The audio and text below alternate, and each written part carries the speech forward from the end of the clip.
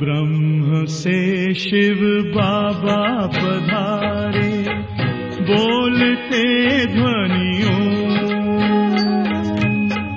ब्रह्म से शिव बाबा पधारे, बोलते ध्वनियों। ब्रह्म मुख से मधुर वाणी, बोलते ध्वनियों। ब्रह्म से शिव बाबा पधारे, ओम ओम।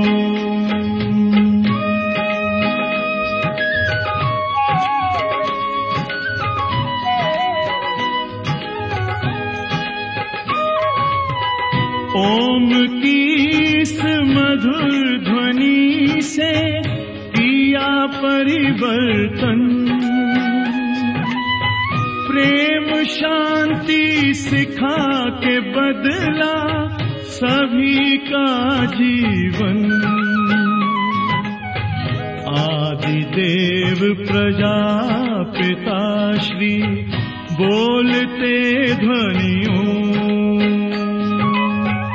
ब्रह्ममुख से मधुर वाणी, बोलते ध्वनियों। ब्रह्म से शिव बाबा पधारे, ओम ओम।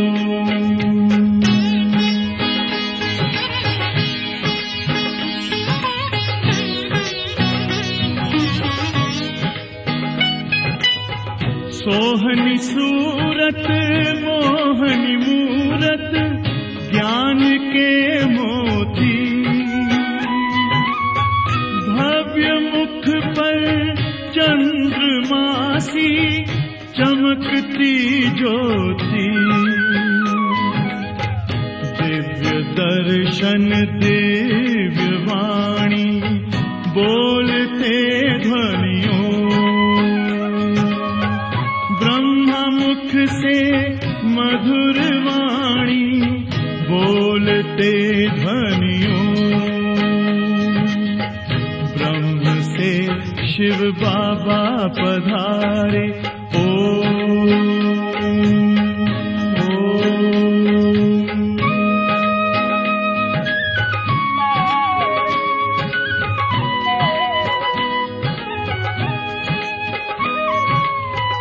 विश्व में थी पाप की जब घटा छाई,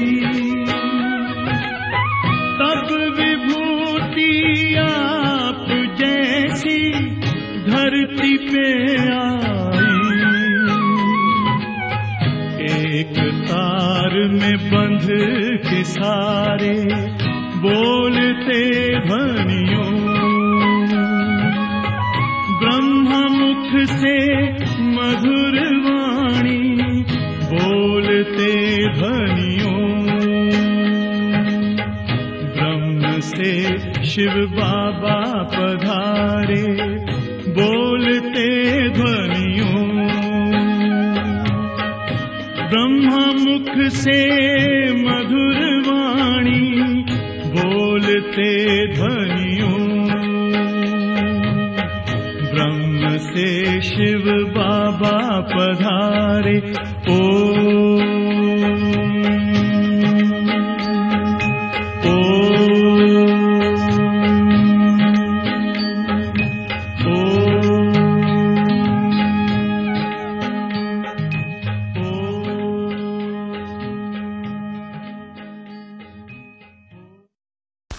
ఓం శాంతి.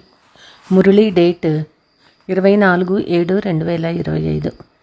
మధురమైన పిల్లలారా, మీరు ఈ చదువు ద్వారా వయా శాంతి ధామము సుఖధామానికి వెళ్తారు. ఇదే మీ ముఖ్య ఉద్దేశ్యము. దీనిని ఎప్పుడూ మర్చిపోరాదు. ప్రశ్న: పిల్లలు మీరు సాక్షిగా ఉంటూ ఈ సమయంలో డ్రామాలోని ఏ దృశ్యాన్ని చూస్తూ ఉన్నారు? ఈ సమయంలో డ్రామాలో పూర్తిగా దుఃఖపడే దృశ్యం ఉంది. ఒకవేళ ఎవరికైనా సుఖమున్నా అది అల్పకాల కాకిరెట్టకు సమానమైన సుఖము. మిగిలినంతా దుఃఖమే దుఃఖము. మీరిప్పుడు వెలుగులోకి వచ్చారు. సెకండ్ బేహద్దు సృష్టి చక్రం తిరుగుతూ ఉంటుంది. ఒకరోజు మరొక రోజుతో కలవదు. మీకు తెలుసు, మొత్తం ప్రపంచం పాత్ర అంతా పరివర్తన అవుతూ ఉంటుంది. కొత్త దృశ్యం కొనసాగుతూనే ఉంటుంది. ఓం శాంతి. ఒకటేమో బాబా స్వధర్మంలో స్థితమై ఉన్నారు. రెండవది మీ స్వధర్మంలో స్థితమై తండ్రిని స్మృతి చేయండని పిల్లలకు చెప్తూ ఉన్నారు. స్వధర్మంలో స్థితులవ్వమని ఇతరులెవరూ చెప్పలేరు. పిల్లలు మీ బుద్ధిలో నిశ్చయం ఉంది. నిశ్చయ బుద్ధి విజయంతి. వారే విజయాన్ని పొందుతారు. ఏ విజయాన్ని పొందుతారు? తండ్రి వారసత్వంపై విజయం పొందుతారు. స్వర్గంలో వెళ్ళడం ఇది బాబా వారసత్వంపై విజయం పొందడం. మిగిలిందంతా పదవి కొరకు పురుషార్థము. స్వర్గంలోకైతే మీరు తప్పకుండా వెళ్తారు. ఇది చీచీ ప్రపంచమని పిల్లలకి తెలుసు. చాలా అంతులేని దుఃఖం రానున్నది. డ్రామా చక్రం కూడా మీకు తెలుసు. పావనంగా తయారు చేసి ఆత్మలందరినీ దోమల వలె తీసుకువెళ్లేందుకు అనేకసార్లు బాబా వచ్చారు. మళ్ళీ వారు నిర్వాణధామానికి వెళ్ళి అక్కడ నివసిస్తారు. పిల్లలు కూడా వెళ్తారు. ఈ చదువు ద్వారా మనం వయా శాంతిధామము సుఖధామానికి వెళ్తామని పిల్లలకు ఖుషి ఉండాలి. ఇది మీ ముఖ్య ఉద్దేశ్యము. ఇది మరిచిపోరాదు. మనల్ని పతిత్ నుండి పావనంగా చేసేందుకు తండ్రి చదివిస్తూ ఉన్నారని మీరు ప్రతిరోజు వింటారు. బాబా స్మృతి ద్వారా పావనంగా అయ్యే సహజ ఉపాయాన్ని తెలియచేస్తూ ఉన్నారు. ఇది కొత్త విషయం కాదు. భగవంతుడు రాజయోగాన్ని నేర్పించారని వ్రాయబడి ఉంది. కేవలం కృష్ణుని పేరు వేసి తప్పు చేసేశారు. పిల్లలందరికీ లభించే జ్ఞానము గీతలో తప్ప ఇతర ఏ శాస్త్రాలలోనూ లేదు. తండ్రికి ఏ మహిమ ఉందో అలాంటి మహిమ ఏ మనుషులకి ఉండదని పిల్లలకు తెలుసు. తండ్రి రాకుంటే సృష్టి చక్రమే తిరగదు. దుఃఖధామం నుండి సుఖధామంగా ఎలా అవుతుంది? సృష్టి చక్రమైతే తప్పకుండా తిరగాల్సిందే. తండ్రి కూడా తప్పకుండా రావాల్సిందే. అందరినీ తీసుకువెళ్లేందుకు తండ్రి వస్తారు. మళ్ళీ చక్రం తిరుగుతూ ఉంది. తండ్రి రాకుంటే కలియుగం నుండి సత్యయుగంగా ఎలా అవుతుంది? ఈ విషయాలు ఏ శాస్త్రాలలోనూ లేవు. రాజయోగము గీతలో మాత్రమే ఉంది. భగవంతుడు ఆబులో వచ్చారని తెలుసుకుంటే వారిని కలుసుకునేందుకు అందరూ ఒక్కసారిగా పరిగెత్తు తీస్తారు. సన్యాసీలు కూడా భగవంతుణ్ణి కలుసుకోవాలని కోరుకుంటారు కదా. వాపస్ వెళ్లేందుకు పతిత పావనుణ్ణి స్మృతి చేస్తారు. ఇప్పుడు మీరు పదమాపదం భాగ్యశాలీలుగా అవుతున్నారు. అక్కడ అపారమైన సుఖం ఉంటుంది. కొత్త ప్రపంచంలోని దేవీ దేవతా ధర్మం ఇప్పుడు లేదు. తండ్రి బ్రహ్మ ద్వారా దైవీ రాజ్య స్థాపన చేస్తారు. ఇది స్పష్టంగా ఉంది. ఇదే మీ ముఖ్య ఉద్దేశ్యము. ఇందులో సంశయపడే మాటే లేదు. పోను పోను తప్పకుండా అర్థం చేసుకుంటారు. రాజధాని తప్పకుండా స్థాపన అవుతుంది. ఒకప్పుడు ఆది సనాతన దేవీ దేవతా ధర్మం ఉండేది. మీరు స్వర్గంలో ఉన్నప్పుడు దాని పేరు భారతదేశమని ఉండేది. తర్వాత మీరు నరకంలోకి వచ్చిన తర్వాత హిందుస్థాన్ అని పేరు వచ్చింది. ఇక్కడ అపారమైన దుఃఖం ఉంది. మళ్ళీ ఈ సృష్టి పరివర్తన అవుతుంది. తర్వాత స్వర్గంలో సుఖమే సుఖము ఉంటుంది. ఈ జ్ఞానమంతా పిల్లలు మీ బుద్ధిలో ఉన్నది. ప్రపంచంలోని మనుషులకు ఈ విషయాలు ఏమీ తెలియవు. తండ్రి స్వయంగా చెప్తూ ఉన్నారు, ఇది అంధకార రాత్రి. రాత్రిపూట మనుషులు ఎదురు దెబ్బలు తింటూ ఉంటారు. పిల్లలు మీరు వెలుగులో ఉన్నారు, ఇది కూడా సాక్షిగా ఉంటూ బుద్ధిలో ధారణ చేయాలి. ఈ బేహద్దు సృష్టి చక్రము సెకండు తిరుగుతూ ఉంటుంది. ఒకరోజు మరొక రోజుతో కలవదు. ప్రపంచమంతా పరివర్తన అవుతూ ఉంటుంది. కొత్త దృశ్యము నడుస్తూ ఉంటుంది. ఈ సమయంలో ప్రపంచంలోని వారందరూ దుఃఖపడే దృశ్యం కనిపిస్తుంది. ఒకవేళ సుఖమున్నా అది కాకిరెట్టకు సమానమైన అల్పకాల సుఖము. మిగిలిందంతా దుఃఖమే. దుఃఖము ఈ జన్మలో కొద్దిగా సుఖమున్నా మరుసటి జన్మలో దుఃఖమే ఉంటుంది. ఇప్పుడు మనము మన ఇంటికి వెళ్తామని పిల్లలు మీ బుద్ధిలో ఉన్నది. అందుకు పావనంగా అయ్యే శ్రమ చేయాలి. లక్ష్మీనారాయణులుగా అయ్యేందుకు శ్రీశ్రీ మనకు శ్రీమతాన్ని ఇచ్చారు. బ్యారిస్టర్ భవ అని బ్యారిస్టర్ తన మతాన్ని ఇస్తాడు. ఇప్పుడు తండ్రి కూడా శ్రీమతానుసారం ఇలా అవ్వండి అని చెప్తారు. నాలో ఏ అవగుణము లేదు కదా, స్వయాన్ని ప్రశ్నించుకోవాలి. ఈ సమయంలో నాలో ఏ అవగుణము లేదు, నిర్గుణుడైన నాలో గుణాలను నింపండి, దయ చూపండి అనే గానం కూడా చేస్తారు. జాలి అనక దయ. బాబా చెప్తూ ఉన్నారు, పిల్లలారా, నేను ఎవరిపైనా దయ చూపను. ప్రతి ఒక్కరూ మీపై మీరే దయ చూపుకోండి. ఇది తయారైన డ్రామా. నిర్దయుడైన రావణుడు మమ్మల్ని దుఃఖంలోకి తీసుకొచ్చాడు. ఇది కూడా డ్రామాలో నిర్ణయించబడి ఉంది. ఇందులో రావణ దోషము ఏదీ లేదు. తండ్రి వచ్చి కేవలం సలహా ఇస్తారు. ఇదే వారు చూపించే దయ. పోతే ఈ రావణ రాజ్యము మళ్ళీ ఇలాగే నడుస్తుంది. ఇది అనాది డ్రామా. ఇందులో రావణ దోషం లేదు, మనుషుల దోషం లేదు. చక్రం తప్పకుండా తిరగాల్సే ఉంటుంది. రావణుని నుండి విడిపించేందుకు బాబా యుక్తులు తెలియచేస్తూ ఉంటారు. రావణ మతంను అనుసరించి మీరు ఎంత పాపాత్ములుగా అయ్యారు. ఇది పాత ప్రపంచము. మళ్ళీ కొత్త ప్రపంచం తప్పకుండా వస్తుంది. చక్రం అయితే తిరుగుతూ ఉంటుంది కదా. సత్యయుగం మళ్ళీ తప్పకుండా వస్తుంది. ఇది సంగమ యుగము. మహాభారత యుద్ధం కూడా ఈ సమయంలోనిదే. వినాశకాలే విపరీత బుద్ధి వినశ్యంతి. ఇది జరగనున్నది. విజయులైన మనము స్వర్గాధిపతులుగా అవుతాము. మనం తప్ప ఇతరులెవ్వరూ ఉండరు. పవిత్రంగా అవ్వకుండా దేవతలుగా అవ్వడం కష్టమని కూడా మీకు తెలుసు. శ్రేష్టమైన దేవతలుగా అయ్యేందుకు ఇప్పుడు తండ్రి నుండి శ్రీమతం లభిస్తుంది. ఇటువంటి మతం ఎప్పుడూ లభించదు. శ్రీమతాన్ని ఇచ్చే పాత్ర కూడా సంగమయుగంలోనే ఉంది. ఇతరులెవ్వరిలోనూ ఈ జ్ఞానమే లేదు. భక్తి అనగా భక్తి, భక్తిని జ్ఞానమని అనరు. ఆత్మజ్ఞానాన్ని జ్ఞానసాగర్లైన పరమాత్మనే ఇవ్వగలరు. జ్ఞానసాగర్లు, సుఖసాగర్లు అనే మహిమ వారికి మాత్రమే ఉంది. తండ్రి పురుషార్థం చేసే యుక్తులు కూడా తెలియచేస్తారు. ఈ ఆలోచన ఉంచుకోవాలి. ఇప్పుడు ఫెయిల్ అయితే కల్పకల్పము ఫెయిల్ అవుతామని గమనం ఉంచుకోకుంటే చాలా దెబ్బ తగులుతుంది. శ్రీమతానుసారం నడవకుంటే దెబ్బ తగులుతుంది. బ్రాహ్మణ వృక్షం తప్పకుండా వృద్ధి కూడా చెందాలి. దేవతా వృక్షం ఎంత ఉందో అంతే పెరుగుతుంది. మీరు పురుషార్థం చేసి చేయించాలి. అంటు కట్టబడుతూ ఉంటుంది. వృక్షము పెద్దదై అవుతూ ఉన్నది. ఇప్పుడు మన కళ్యాణం జరుగుతూ ఉందని మీకు తెలుసు.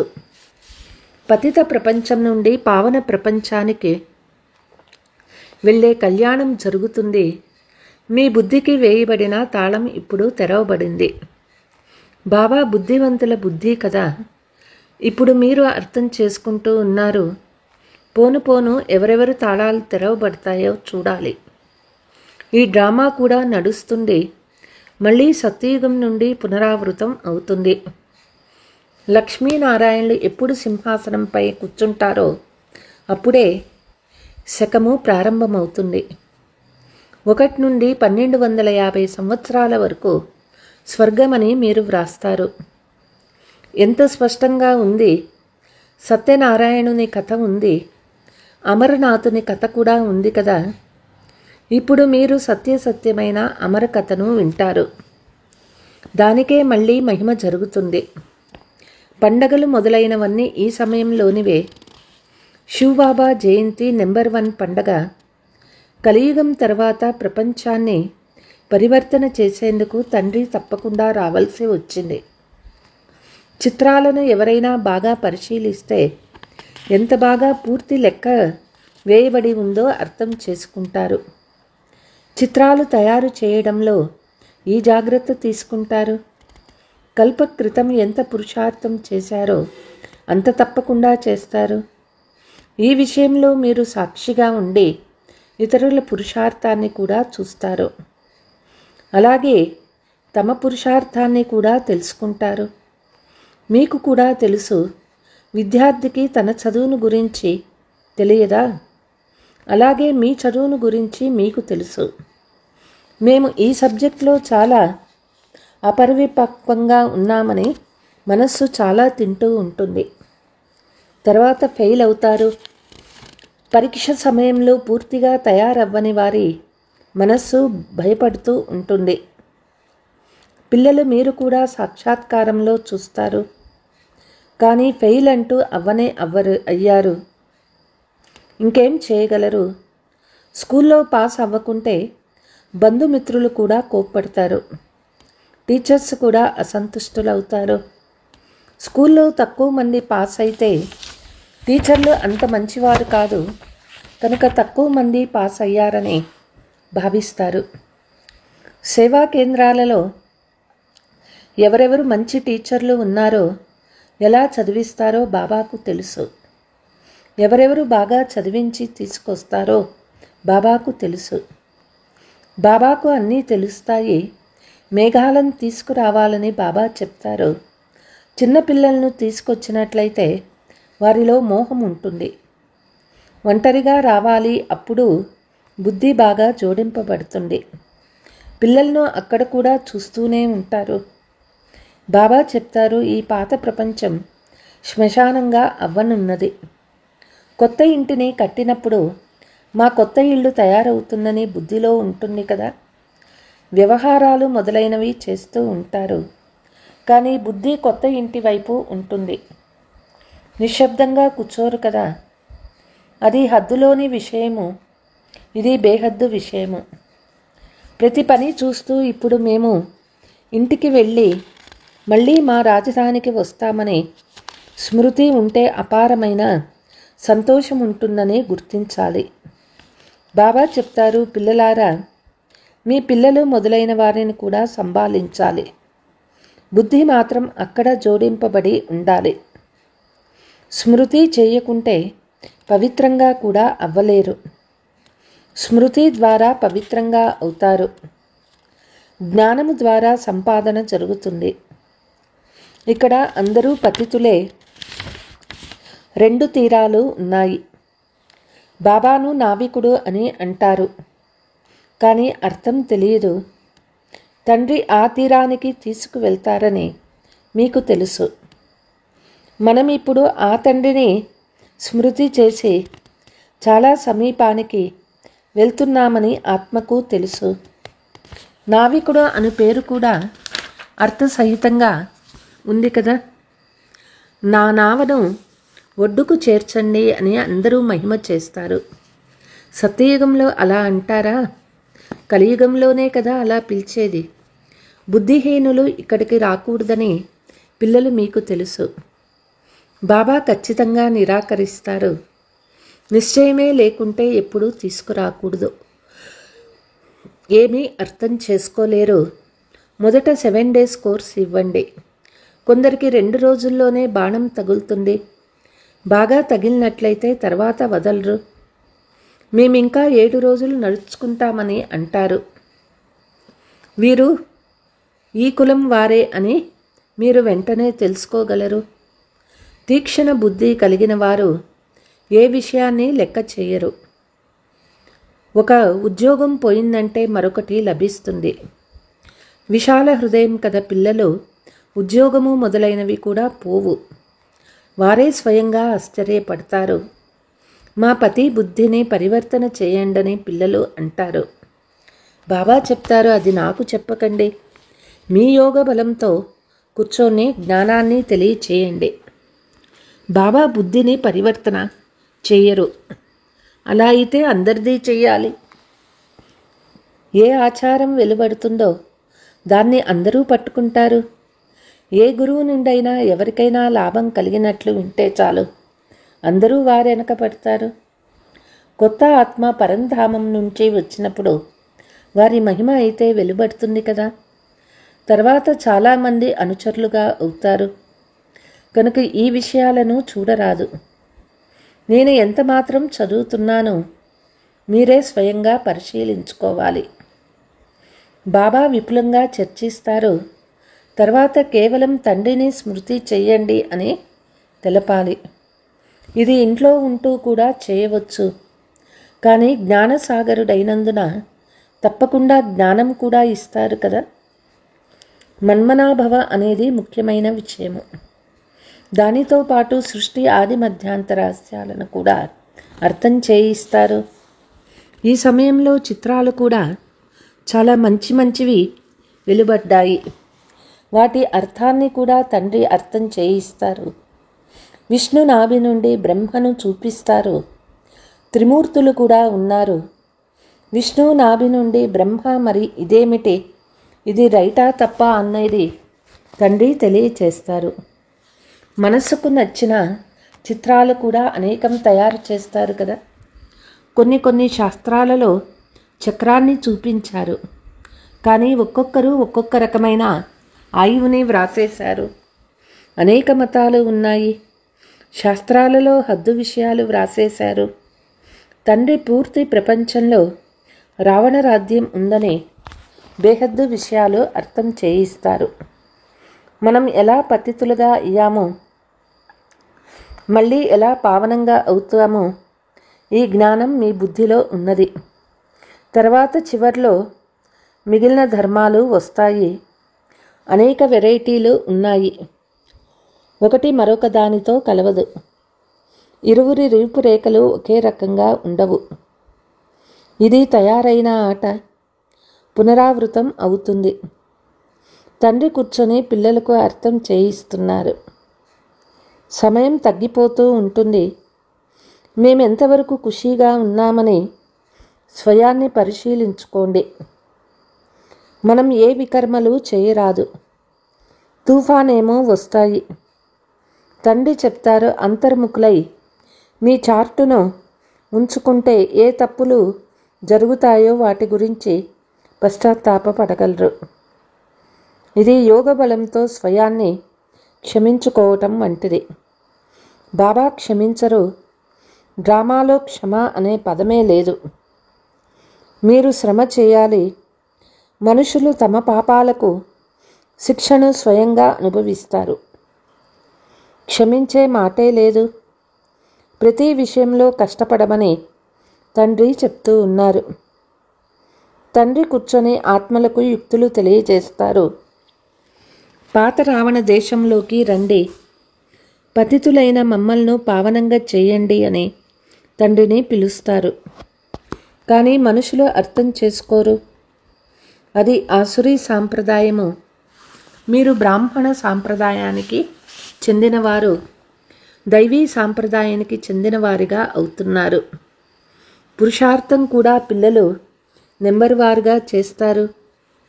మళ్ళీ వీరి భాగ్యంలో ఇంతే ఉందని చెప్తారు. తమ సమయాన్ని వ్యర్థం చేసుకుంటారు. జన్మలకు కల్పకల్పానికి ఉన్నత పదవిని పొందుకోలేరు. స్వయాన్ని నష్టపరుచుకోరారు. ఎందుకంటే ఇప్పుడు జమ అవుతుంది. తర్వాత నష్టంలోకి వెళ్తారు. రావణ రాజ్యంలో చాలా నష్టం జరుగుతుంది. अच्छा मीठे मीठे सिकीलते बच्चों प्रति मात पिता बाप दादा का याद प्यार और गुड मॉर्निंग। रूहानी बाप की रूहानी बच्चों को नमस्ते। हम रूहानी बच्चों की रूहानी मात पिता బాప్ దాదాకో యాద్ ప్యార్. Good morning. నమస్తే నమస్తే. ధారణ: అంతర్ముఖిగా అయ్యి స్వయాన్ని చెక్ చేసుకోవాలి. ఏవైనా తప్పులు జరిగితే మనస్ఫూర్తిగా పశ్చాత్తాపపడి యోగబలం ద్వారా క్షమించుకోవాలి. మీకు మీరే కష్టపడాలి. తండ్రి నుండి ఏ సలహా లభిస్తుందో దాని అనుసారం పూర్తిగా నడుస్తూ మీపై మీరే దయ చూపుకోవాలి. సాక్షిగా ఉంటూ మీ పురుషార్థాన్ని లేక ఇతరుల పురుషార్థాన్ని గమనించాలి. ఎప్పుడూ మిమ్మల్ని మీరు నష్టపరుచుకోరాదు. వరదానము: విశ్వ కళ్యాణం యొక్క భావన ద్వారా ప్రతి ఆత్మ యొక్క రక్షణ కొరకు ప్లాన్ తయారు చేసే రహం దిల్ భవ. వర్తమాన సమయంలో చాలామంది ఆత్మలు వారంతకు వారే స్వయం యొక్క అకల్యాణానికి నిమిత్తంగా అవుతూ ఉన్నారు. వారి కొరకు దయా హృదయులుగా అయ్యి ఏదైనా ప్లాన్ తయారు చేయండి. ఏ ఆత్మ యొక్క పాత్రను చూసి స్వయం అలజడిలోకి రాకండి, కానీ వారి సురక్షిత సాధనం గురించి ఆలోచించండి. అంతేగాని ఇలా జరుగుతుంది, వృక్షపు కొమ్మలైతే రాలిపోవలసిందే అని అనుకోరాదు. వచ్చిన విఘ్నాలను సమాప్తం చేయండి. విశ్వ కళ్యాణకారి లేక విఘ్న వినాశకు యొక్క టైటిల్ ఏదైతే ఉందో దాని అనుసారము సంకల్పము, మాట మరియు కర్మలో దయా హృదయులుగా అయ్యి వాయుమండలాన్ని పరివర్తన చేసే దానిలో సహయోగులుగా అవ్వండి. స్లోగన్: ఎవరైతే బుద్ధిపై అటెన్షన్ అనే కాపలా కాస్తారో వారే కర్మయోగులుగా అవుతారు. అవ్యక్త సూచన: చివర్లో ఫైనల్ పరీక్షలోని ప్రశ్న సెకండ్లో ఫుల్ స్టాప్. ఇందులో నెంబరు లభిస్తుంది. సెకండ్ కంటే ఎక్కువ తీసుకుంటే ఫెయిల్ అవుతారు. ఒక తండ్రి మరియు నేను, మూడవ మాట ఏదీ రాకూడదు. ఇది చేస్తాను, అది చేస్తాను, ఇది జరిగిందా లేదా, ఇది ఎందుకు జరగాలి, ఏం జరిగింది, ఇలా ఏ సంకల్పం వచ్చినా ఫైనల్ పరీక్షలో పాస్ అవ్వలేరు. అచ్చా. ఓం శాంతి.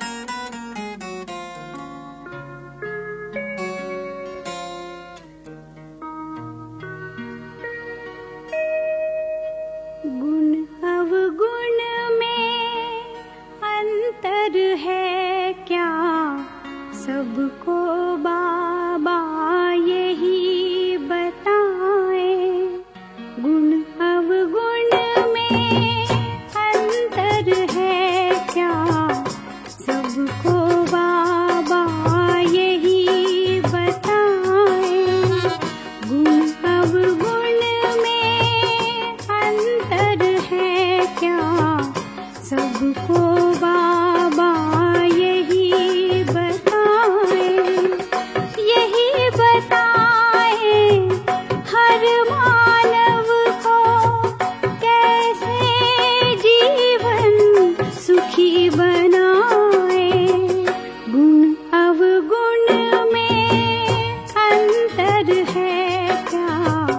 सबको बाबा यही बताए।